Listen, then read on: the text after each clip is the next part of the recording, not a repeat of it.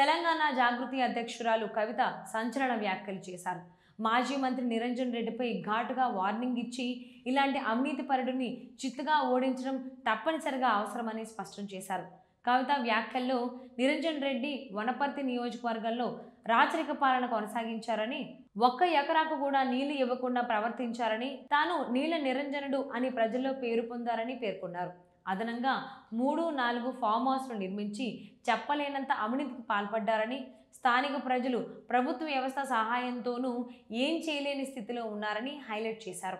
కవిత గౌరవప్రాయంగా ఇలాంటి వ్యక్తులు ప్రభుత్వానికి ఆపదకే కాకుండా ప్రజలకు సమస్యలను కూడా పెంచుతారు. ఇలాంటి అవినీతి కార్యకర్తలను చిత్తుగా ఓడించడం తప్పనిసరి అని చెప్పారు. అంతేకాకుండా గతంలో హరీష్పై చేసిన వ్యాఖ్యలకు నిరంజన్ రెడ్డి చేసిన కౌంటర్పై కవిత తీవ్రంగా ఆవేదన వ్యక్తం చేశారు. ప్రత్యర్థులను బలపరిచేలా, ప్రభుత్వానికి ఇబ్బందులు కలిగించేలా మాట్లాడటం బాధాకరమని, సమస్యల పద్ధతిగా సరిగా పరిష్కరించుకోవాల్సిన అవసరం ఉందని చెప్పారు. ఈ వ్యాఖ్యలతో కవిత బీఆర్ఎస్లో నిరంజన్ రెడ్డిపై కీలకంగా సంచలనంగా నిలిచిపోయారు. తనపై మరలా ఇలాంటి వ్యాఖ్యలు చేస్తే నీ తాట తీస్తాను అని స్పష్టంగా హెచ్చరించారు. ఈ ఘటన స్థానిక రాజకీయ వాతావరణంలో సంచలనంగా మారింది.